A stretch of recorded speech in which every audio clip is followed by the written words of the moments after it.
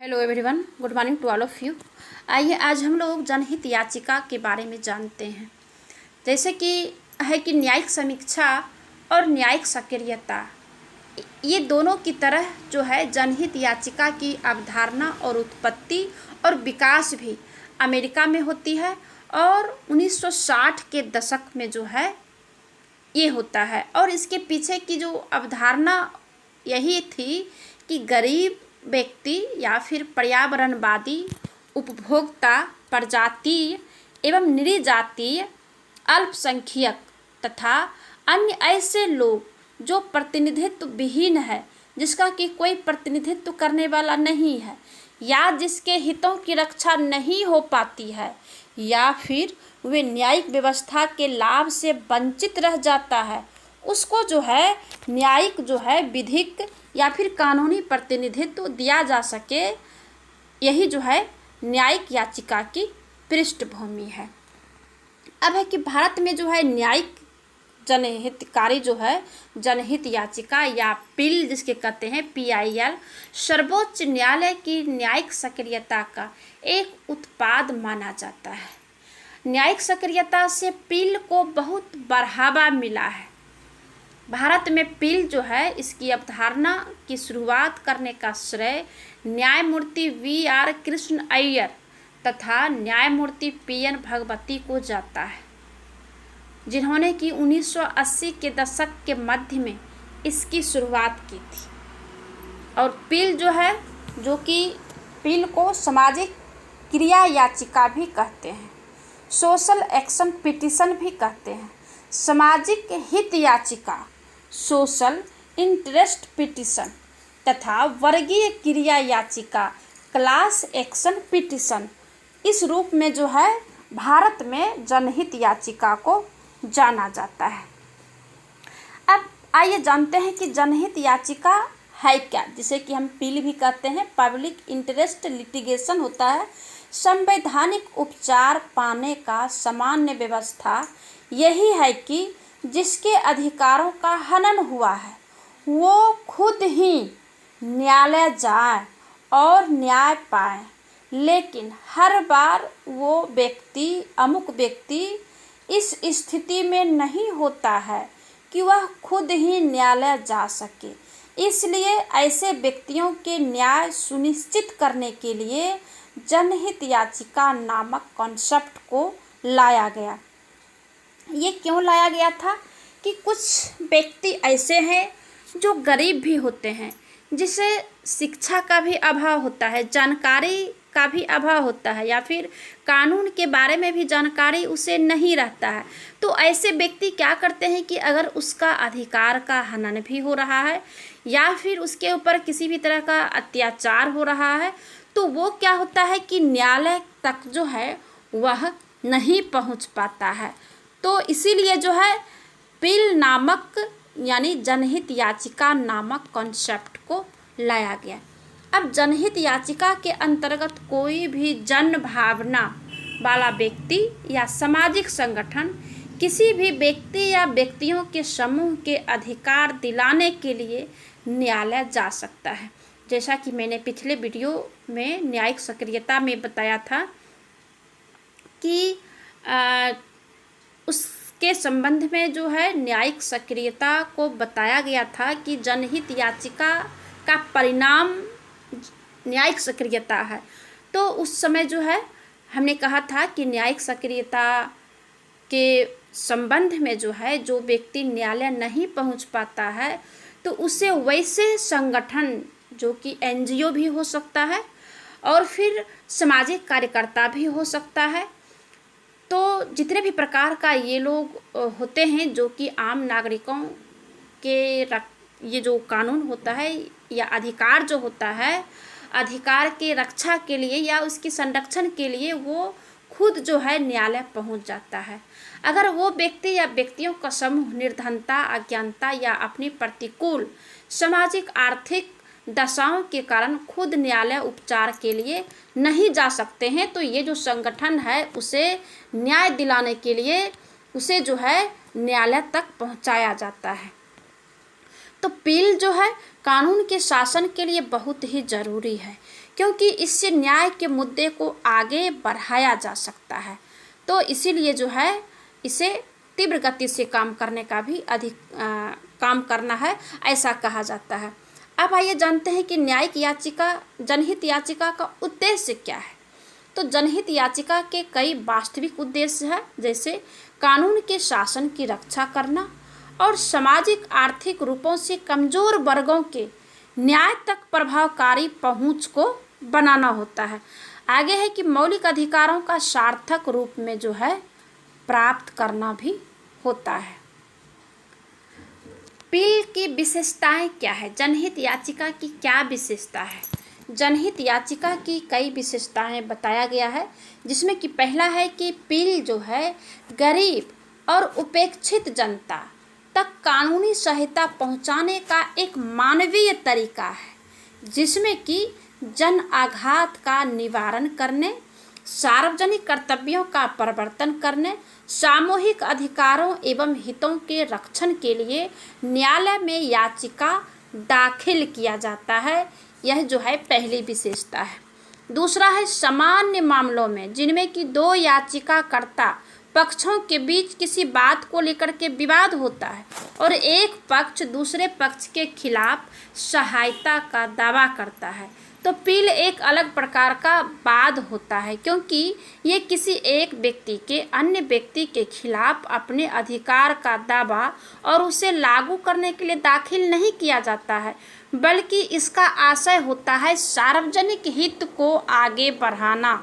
यानी कि सार्वजनिक हित का मतलब हो गया कि जनता के समूह, आम नागरिकों के समूह का जो है सहायता करना होता है, ना कि दो व्यक्तियों के बीच विवाद में जो है यह पड़ता है। अब तीसरा है कि अपील इस सिद्धांत पर आधारित है कि इन लोगों के संवैधानिक अथवा कानूनी अधिकारों के उल्लंघन की अनदेखी नहीं होनी चाहिए, जिनकी बहुत संख्या बड़ी है, जो गरीब और अशिक्षित है और सामाजिक आर्थिक रूप से जो है साधनहीन भी है। अब आइए जानते हैं कि अपील यानी कि जनहित याचिका के तहत किस प्रकार के मामले को स्वीकार किए जा सकते हैं। तो जैसा कि 1998 की बात है, 1998 में सर्वोच्च न्यायालय ने अपील के रूप में प्राप्त याचिकाओं पर कार्यवाही के लिए कुछ दिशा निर्देशों को सूचित किया। इन दिशा निर्देशों को 2003 में संशोधित किया गया, यानी इसमें संशोधन किया गया और इसके अनुसार कई कोर्टों में जो है आने वाली याचिका के बारे में जो है यह स्वीकार किया। तो किसे जो है स्वीकार किया, जिसमें कि पहला है बंधुआ मजदूर या उपेक्षित बच्चे, दूसरा है श्रमिकों को न्यूनतम मजदूरी नहीं मिलना या श्रमिकों का शोषण या फिर श्रम कानूनों के उल्लंघन संबंधी मामले जो है लाया गया। तीसरा है कि जेलों से दाखिल उत्पीड़न की शिकायत, समय से पहले मुक्ति के लिए तथा 14 वर्ष पूरा करने के पश्चात मुक्ति के लिए आवेदन, जेल में मृत्यु, स्थानांतरण, व्यक्तिगत मुचलके के पर मुक्ति या फिर रिहाई, ये मूल अधिकारों के रूप में त्वरित मुकदमा, इन सारी बातों को जो है उसमें लाया जाता है। आगे है पुलिस द्वारा मामला दाखिल नहीं किए जाने संबंधी याचिका। पुलिस उत्पीड़न तथा पुलिस हिरासत में मृत्यु संबंधी मामले को जनहित याचिका के अंतर्गत लाया जाता है। महिलाओं पर अत्याचार के खिलाफ याचिका, विशेषकर वधू उत्पीड़न, दहेज के बारे में और बलात्कार, हत्या, अपहरण, इन सब मामलों को जो है स्वीकार किया जाता है। आगे है कि ग्रामीणों के सहग्रामीणों द्वारा उत्पीड़न, अनुसूचित जाति, जनजाति एवं आर्थिक रूप से कमजोर वर्गों के पुलिस द्वारा उत्पीड़न की शिकायत जो है संबंधी याचिका को स्वीकार किया जाता है। आगे है कि पर्यावरण एवं पारिस्थितिक संबंधी याचिकाएं, यानी कि इन्वायरमेंटल से संबंधित होता है, और फिर पर्यावरण बचाने की जहां बात हो, और फिर औषधि खाद्य पदार्थ में मिलावट जो होता है, खाने वाली जितने भी बाजार में वस्तुएं मिलती है उन सब में अगर मिलावट है तो इन सारी बातों को जो है या फिर विरासत या सांस्कृतिक या प्राकृतिक कलाकृति, जीवों का संरक्षण, सार्वजनिक महत्व के मामलों को जो है स्वीकार किया जाता है। आगे है दंगा पीड़ितों की याचिकाएं और फिर पारिवारिक पेंशन संबंधी याचिकाएं को जो है स्वीकार किया जाता है। अब आइए हम जानते हैं कि निम्नलिखित कोटियों के अंतर्गत आने वाली जो जनहित याचिका के रूप में जिसे कि स्वीकार नहीं किया जाता है। पीछे मैंने पढ़ा कि जनहित याचिका किस प्रकार का जो है स्वीकार किया जाएगा। अब यहाँ हम पढ़ेंगे कि किस प्रकार की याचिका को स्वीकार नहीं किया जाएगा, जिसमें कि पहला है कि मकान मालिक किराएदारों के मामलों के बारे में जो है शिकायत नहीं सुना जाएगा। दूसरा है केंद्र सरकार के विभागों तथा स्थानीय निकायों के खिलाफ शिकायतें को भी नहीं सुना जाएगा। और फिर मेडिकल, ये जो है केंद्र सरकार के विभाग और स्थानीय सरकार के जो खिलाफ शिकायतें होता है, तो इन मामलों को छोड़कर जो कि और जो उपयुक्त बिंदु होता है उन सब बातों को जो है नहीं सुना जाता है।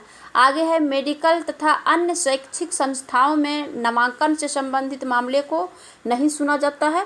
और फिर जल्दी सुनवाई के लिए उच्च न्यायालयों एवं अधीनस्थ न्यायालयों में दाखिल याचिकाएं को भी जो है नहीं सुनी जाती है। अब आइए जनहित याचिका के सिद्धांत के बारे में जानते हैं कि कुछ तो सिद्धांत है जिस सिद्धांत के अंतर्गत ये काम कर रही है। तो निम्नलिखित सिद्धांत है, जिसमें कि पहला है सर्वोच्च न्यायालय संविधान के अनुच्छेद 32 एवं उच्च न्यायालय संविधान के अंतर्गत जो है अनुच्छेद 226 के तहत मूल अधिकारों के संरक्षण के लिए संवैधानिक रूप से बाध्य है। इसलिए सुप्रीम कोर्ट सामाजिक कल्याण में रुचि लेने वाले किसी भी व्यक्ति की याचिका को स्वीकार कर सकता है, अगर वो याचिका समाज के उस वर्ग से संबंधित हो जो इस स्थिति में नहीं है कि स्वयं अदालत का दरवाज़ा खटखटा सके। दूसरा सिद्धांत है कि जब भी सार्वजनिक महत्व के मुद्दे या बड़ी संख्या में लोग मूल अधिकारों के हनन से संबंधित मामला को दर्ज करता है, तो न्यायालय एक पत्र को भी अपील के रूप में स्वीकार कर सकता है। यानी कि जो कोई ऐसा काम जो कि सार्वजनिक महत्व के है, आम जनों के लिए है, तो वैसे अधिकारों का अगर हनन होता है तो न्यायालय क्या करेगा कि एक पत्र को जो है अपील के रूप में स्वीकार कर लेगा। ऐसी मामलों में न्यायालय प्रक्रियागत कानूनों तथा सुनवाई से संबंधित कानूनों में भी छूट देती है। आगे है जब लोगों के साथ अन्याय हो, न्यायालय जो है अनुच्छेद 14 और 21 के तहत कार्यवाही से नहीं हिचकेगा। 14 क्या है, समानता का अधिकार है, और 21 क्या है, जीवन जीने का अधिकार जो है, ये 21 है। तो इन मामलों में जो है न्यायालय कार्यवाही करने से नहीं रुकेगा। साथ ही मानवाधिकार संबंधी अंतर्राष्ट्रीय कन्वेंशन भी जो है ऐसे मामले में एक उपर्युक्त निष्पक्ष मुकदमे का जो है प्रावधान है और वो कर सकता है। आगे है कि जो है जब न्यायालय जब प्रथम दृष्टया से साधनहीन लोगों के संवैधानिक अधिकारों के उल्लंघन के बारे में आश्वस्त हो जाता है, तब वह सरकार के इस संबंध में किसी प्रश्न को उठाने की अनुमति नहीं देता है। आगे है कि पील पर प्रक्रियागत कानून ही लागू होते हैं, लेकिन पूर्व न्याय का सिद्धांत या ऐसे ही अन्य सिद्धांत लागू होगा या नहीं, इस बात पर निर्भर करेगा कि याचिका की प्रकृति कैसी है, साथ ही मामलों से संबंधित तथ्य एवं परिस्थितियां कैसी है। इन सारी बातों को देखने के बाद जो है न्यायालय जो है अपना कार्य करती है। आगे है कि निजी कानून के तहत आने वाले दो समूहों के बीच संघर्ष संबंधी विवाद अपील के रूप में जो है स्वीकार नहीं करता है। आगे है न्यायालय विशेष परिस्थितियों में आयोग या अन्य निकायों की नियुक्ति किसी आरोप की जांच या तथ्यों को उजागर करने के उद्देश्य से काम कर सकता है। न्यायालय ऐसी आयोग द्वारा अधिग्रहण की गई किसी सार्वजनिक संस्था के प्रबंधन को भी निर्देशित कर सकती है। आगे है कि न्यायालय न्यायिक समीक्षा के ज्ञात दायरे के बाहर सामान्यतः कदम नहीं रखेगा। उच्च न्यायालय यद्यपि संबंधित पक्षों को पूर्ण न्याय देने संबंधी निर्णय दे सकती है और भारत के संविधान में अनुच्छेद 142 में प्रदत्त शक्तियां भी प्राप्त नहीं होगी। आगे है कि साधारणतः यह उच्च न्यायालय को ऐसी याचिका को अपील के रूप में स्वीकार नहीं करना चाहिए जिसमें कि किसी विधि या वैधिक भूमिका पर प्रश्न उठ सकता है। अब जो है अपील दाखिल करने से संबंधित कुछ दिशा निर्देश है। क्या है, अपील आज कानूनी प्रशासन के क्षेत्र में जो है महत्वपूर्ण स्थान रखता है और धीरे धीरे इसमें विकृतियां आ रही है। तो कुछ लोग क्या करता है कि इस लूप होल का फायदा उठाकर इसका गलत भी इस्तेमाल करते हैं, इसलिए ये धीरे धीरे पब्लिसिटी इंटरेस्ट लिटिगेशन जो है अर्थात प्रचार हित याचिका के रूप में या पॉलिटिक्स इंटरेस्ट लिटिगेशन या फिर प्राइवेट इंटरेस्ट लिटिगेशन के रूप में जो है परिभाषित होने लगा है। हालांकि सर्वोच्च न्यायालय ने इस संदर्भ में कहा है कि जनहित याचिका कोई गोली नहीं है, ना ही हरेक मर्ज की दवा है। इसका अनिवार्य आशय है कमजोर या साधाहीन के मूल मानवीय अधिकारों की रक्षा से है, जो कि गरीब, लाचारी या सामाजिक आर्थिक परिस्थितियों के कारण न्यायालय जो है राहत पाने जो कि नहीं पा सकता है। और अपील के दुरुपयोग में वृद्धि को ध्यान में रखकर सर्वोच्च न्यायालय ने अपील का दुरुपयोग रोकने के लिए भी कुछ दिशा निर्देश दिया है। तो क्या दिया है दिशा निर्देश? कहा है, पहला है कि न्यायालय जरूरी और वैध अपील को अवश्य प्रोत्साहित करे, लेकिन विशेषतर कारणों वाले अपील को हतोत्साहित करे और रोके इसे। इसके लिए न्यायालय को किसी अपील को स्वीकार करने के पहले याचिकाकर्ता को विश्वसनीयता को प्रथम दृष्टया सत्यापन कर लेना चाहिए। ये जो है पहली बात है। दूसरा है कि प्रत्येक व्यक्तिक न्यायाधीश जो है अपील से निपटने के लिए स्वयं अपनी प्रक्रिया विकसित करने के स्थान पर एक ऐसे स्पष्ट एवं प्रमाणिक व्यवस्था का सूत्रण करे जो अति आवश्यक एवं वैध अपील को प्रोत्साहित करे, लेकिन अवैध अपील को हतोत्साहित करे। आगे है, न्यायालय को यह भी सुनिश्चित करना चाहिए कि अपील दायर करने के पीछे कोई निजी लाभ, व्यावसायिक हित या व्यक्तिगत प्रेरणा का गलत फायदा तो नहीं ले रहा है। आगे उसके बाद जो है इन सारी बातों को देखते हुए जनहित याचिका के बारे में जो है कहा जा सकता है। तो जनहित याचिका की सारी प्रक्रिया समाप्त होती है। अगले वीडियो में मैं जो हूँ